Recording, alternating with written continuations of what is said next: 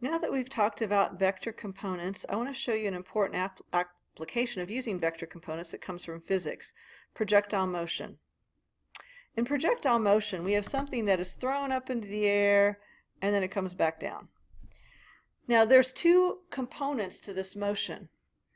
There is actually an up and down motion. Something is going up and it is coming back down.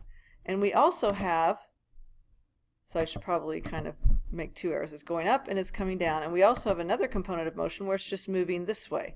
So if we put the two together, something going up and down and then something going sideways, it ends up causing a curve like this.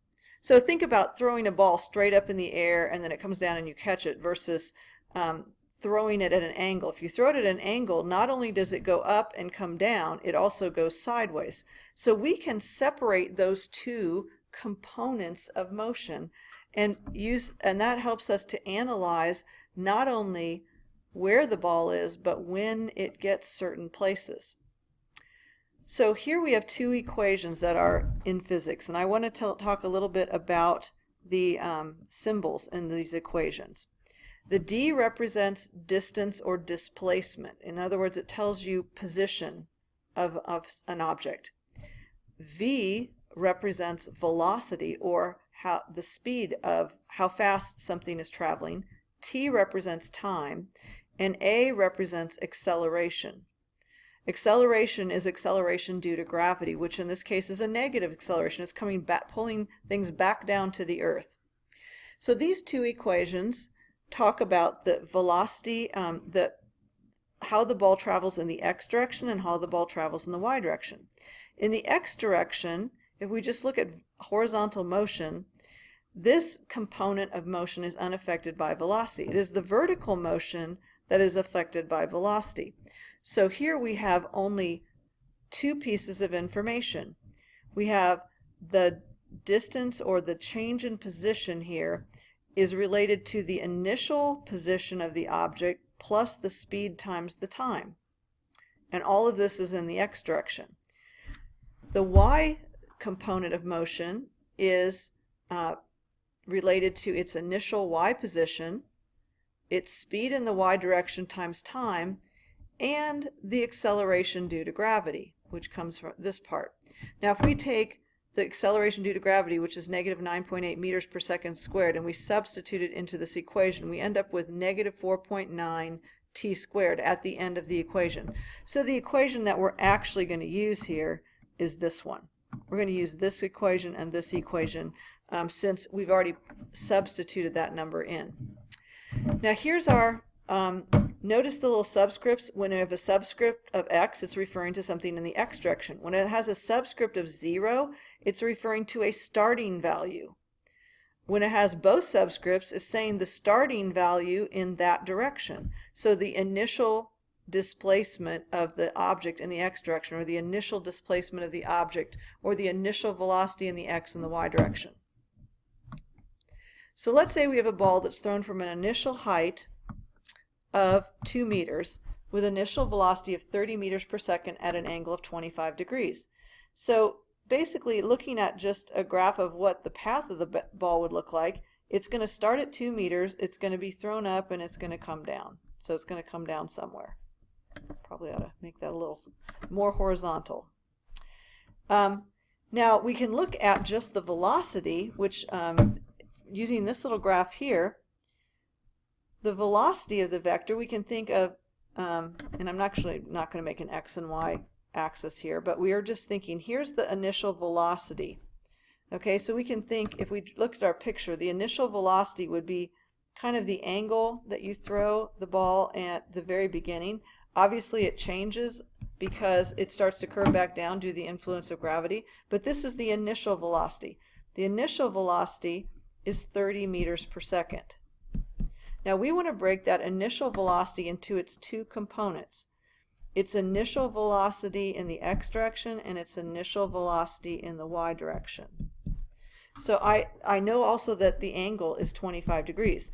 So now I can use my x and y, I can use sine and cosine now to figure out what these are. So just looking at the vector components, we can say the initial velocity in the x direction is 30 cosine 25, based on what we've done previously. The initial velocity in the y direction is 30 sine 25. So if I calculate both of those values, I end up with 27.19 meters per second and 12.68 meters per second. Now the initial x position, where does the ball start in the x direction? 0. Where does the ball start in the y direction? 2. So now I have all the information I need to fill in my equations. I can say the displacement in the x direction, or its x position at any time t, is 0 plus 27.19 t. Its position or displacement in the y direction at any time t is 2 plus 12.68 t minus 4.9 t squared. So that's just telling me if I know the time, how much time has passed, I can tell exactly what the x and y coordinates of this ball is going to be. Now on the calculator, we don't use dx and dy to represent the x and y position of the ball. We use x of t, so basically function notation. So we're saying x is a function of t. If I know what the time is, I can multiply it by 27.19 meters per second. Given the time in seconds, I can find how many meters it's traveled in the x direction. Given the time t, I can say 2 meters plus 12.68 meters per second times the number of seconds minus 4.9 meters per second squared times the number of seconds squared. That's going to give me how many meters the ball is, at what meter the ball is located in the y direction. Now, to make the equation of the curve, I have to have both of these equations. It's a pair. And these are called parametric. This is called a parametric function. A parametric function has 3 variables. It has t, x, and y. And both x and y depend on t. So I'm going to show you how to graph these and how to answer some questions about this, but I think I'm going to split this up and do this in another video. No, actually I'll just go ahead and continue with the same video. Alright, so these are the instructions that I'm going to go through. So if you have, you can read this on your notes, but we're going to follow, we're going to go ahead and go to the graphing window of the calculator. I'm going to go to Menu, Graph, Entry, Edit, and Parametric. This opens up a window that has x of t and y of t. So now I'm going to type in the equations for the 2 variables. So I have 27.19, and I actually have to use t on the pad there. Okay, and then I have in the y direction 2 plus 12.68 t.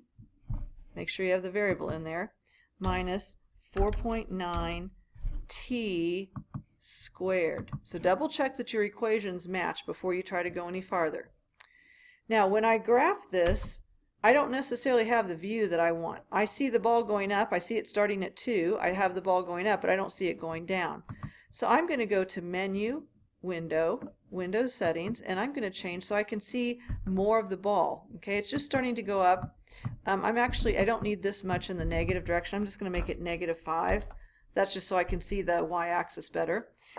90 is actually a pretty good amount for here, and I'm going to say x scale every 5 will have a tick mark. Y-min, I'm going to make this -5, and really I only need to go up to about, I'm going to go up to 20. That gives me a little room on my screen to show my equation. So here are my window settings. Now here's what the curve looks like. I'm going to move this. If you hover over anything where it says label and you hold down your click pad until you see the hand close, and then you use your arrow key, you can move this up and then click on the click pad again to let go of the hand, and it gets it out of the way if you want to do that. Now I want to trace the graph. I'm going to go to Menu, Analyze Graph, Menu Trace, and Graph Trace. Now notice here there's a cursor. there's three numbers associated with this: an x position, y position, and a time. So this is telling me 2.01 seconds after I've thrown the ball, the position of the ball is 54.7 meters in the x direction and 7.69 meters in the y direction. Now the first question on your sheet asks, when does the ball hit the ground? Well, the ball hits the ground when y is 0. So I'm going to try to get y as close to 0 as possible. Notice here's my y value right here. I want to get that number as close to 0 as possible. Notice at 2.8 seconds it's below the x-axis, and at 2.7 seconds it's above. So I'm going to try 2.75. Now how did I do that? I just started typing on my keypad 2.75, and it automatically goes in for t here because t is the independent variable in this function. That's actually pretty close, about 2.75. It turns out 2.74 is even closer, and 2.735 is even closer. So you can see we can kind of keep playing around with this. 2.736, that's even closer. So I can keep getting closer and closer to 0. Basically, we're letting y equals 0 and solving this quadratic equation. So that is something you can do. If you are on a TI Inspire CAS, notice that this is called x1 of t and y1 of t. If I type in, and this is something from a previous video, I'll clear this off. If I type in x1 of t like that and push enter, and y1 of t and push enter, it gives me the equations that I just typed in on my graphing line. So if I want to know when y is equal to 0, I can actually use my solver, say y1 of t is equal to 0, comma, solve that for t, and I can find the exact two times where y is equal to 0. It's equal to 0 at negative 1.49 seconds. Basically, it's on the ground before I throw the ball. Like if you think about going backwards on the graph, there's a place if I trace backwards that the graph would hit the x-axis. Or here's the time I'm looking for, the 2.73. Now if I want to know exactly where x is when the ball hits the ground, then I can put that time in for x, 2.736 seconds, or 73889, and that tells me exactly where the ball was in the x direction when the time was 2.736 when the ball was on the ground. So we go back to, if we go back to the graph, you'll see there's the 74.4 and there's the 2.736 about where the ball is on the ground. So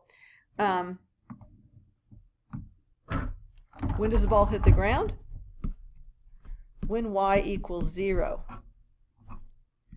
T is approximately 2.74 seconds.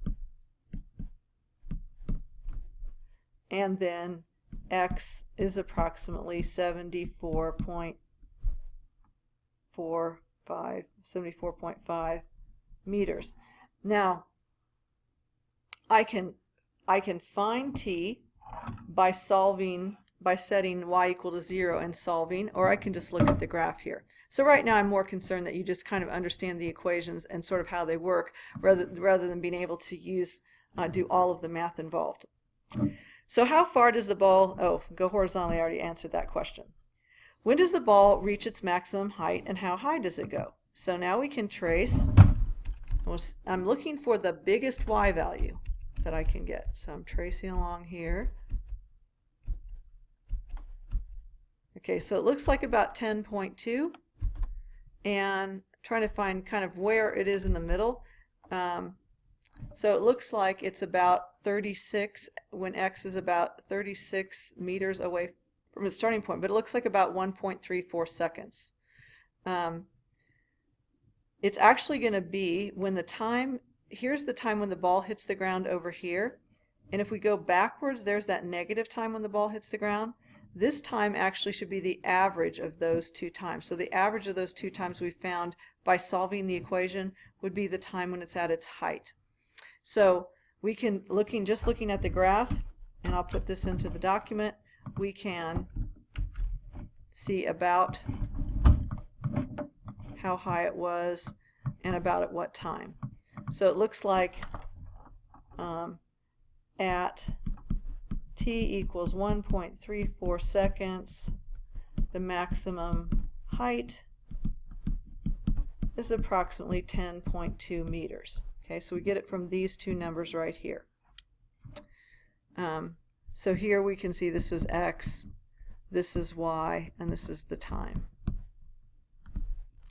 Okay, now will the ball go over a 5-meter wall that is 60 meters away horizontally from the point where the ball was thrown? So I'm going to kind of copy this over here, and let's think about what we're asking here. We're saying when this number is 60,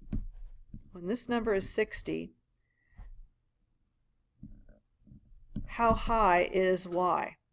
So basically, if we think about going over to 60 and making a wall that's 5 meters high, will the ball go over the wall or will it hit the wall? So once again, we can look at tracing the graph and figure this out. So I'm going to trace over till I get y or x close to 60. Okay, so right now x is at 58.1, then it's at 60.2. So when it's at 58.1, y is 6.73, so it's still high enough to go over the wall. When I get to 60.8, it's gone past 60. It is still higher than 5 meters. So in between 59 and 60, the ball is still higher than 5 meters. So it's clearly that when it's at 60 meters, it would go over the wall. Now I can take my time. This was 2.24, and this is 2.14. So I could do maybe 2.1, 2.14, 2.24, halfway between would be about 2.19. So let's just try that. 2.19. That's almost there. 2.2, 2.23. I'm just trying to get this as close to 60 as possible. 2.22, 2.21. There we go. That's about as close to 60 as I can get. And you see we're about at 6 meters. So it looks like it's clearly high enough to go over the wall. So I'll put this in the document, and we can see here if we were at 60, okay, here's 5, this is 6, so yes, the ball will go over a 5-meter wall. Okay. So these are some things you can do with projectile motion. Now, on the next page, there is a try this problem about a soccer game. So take a minute, look at it, and see if you can figure out how to write the equations for it, and then turn on the video and check your answer. If you're stuck, here's some information. First of all, you're kicking the ball from the ground, so your initial position in both the x and y direction are both going to be 0.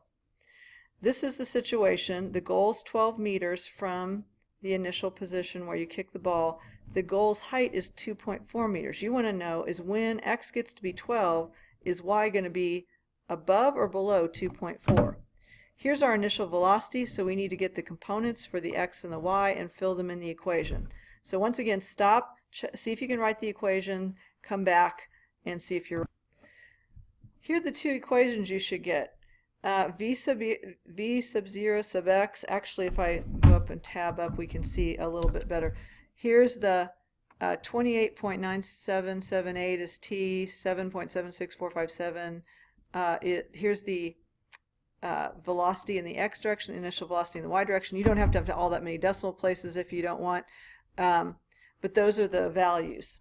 And here's the two equations. Make sure you have a t and a t squared here and a t here. Here is, I had to adjust the windows a little bit, make y not so high, so I only went from -5 to 5 for y and from 0 to 60 for x on my window settings. Now let's trace and see what happens no, trace is what I want. Go to the graph trace. Now, when x is 12, okay, well right now I'm already past 12, so I got to go backwards a little. When x is 12, when x is 12, is y greater or less than 2.4? Just barely less than 2.4. So it looks like the ball will go into the goal, but just barely. If he had been standing just a little farther back from the goal, by the time the ball got to the goal, because it's still on its way up, it would have been too high. But it looks like it's just the right to hit right below the top post, which means it might go over the goalie's fingertips into the goal, and that's probably a pretty good shot. So, final summary. To answer the question, 2.38, which is our y value, is less than 2.4 when x equals 12, so the ball does go into the goal. It's important to be able to support your answer in a logical way. So that would be the final statement.